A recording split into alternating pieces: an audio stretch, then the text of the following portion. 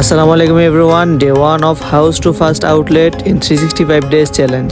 আজকে থেকে শুরু হচ্ছে ব্রুমেনের একটি নতুন জার্নি, যেখানে আমি আপনাদেরকে দেখাবো কিভাবে আমি একটি ফার্স্ট আউটলেট বিল্ড করছি, কি শিখছি, কি ভুল করছি, সবই শেয়ার করবো আপনাদের সাথে। প্রথমে শুরু করছি ছোট্ট একটি গল্প দিয়ে। গল্পটি হচ্ছে বাঁশ গাছের। একটি বাঁশ গাছ রোপণ করার পর প্রথম কয়েক বছর মাটির উপরে তেমন কোনো পরিবর্তন লক্ষ্য করা যায় না, কিন্তু কিছু বছর পর গাছটি খুবই দ্রুত বড় হতে থাকে। ঠিক তেমনই একটি ব্র্যান্ড বিল্ড করার পর আশানুরূপ ফল না পেয়ে অনেকেই হাল ছেড়ে দেয়। কিন্তু হাল ছাড়লে চলবে না, বিজনেসের নিয়মই এইটা। আজ অর্ডার আছে তো কালকে নেই।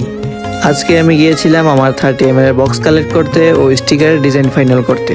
আমি এগুলোর মধ্যে কোনো কম্প্রোমাইজ করছি না, কারণ একটি ব্র্যান্ডের ফার্স্ট ইমপ্রেশনই হচ্ছে তার আউটলুক। কারণ মানুষ একটা প্রোডাক্ট ইউজ করার আগে তার প্রেজেন্টেশন নোটিস করে। আজ এ পর্যন্তই, দেখা হচ্ছে পরবর্তী ভিডিওতে। সে পর্যন্ত টেক কেয়ার, আল্লাহ হাফেজ।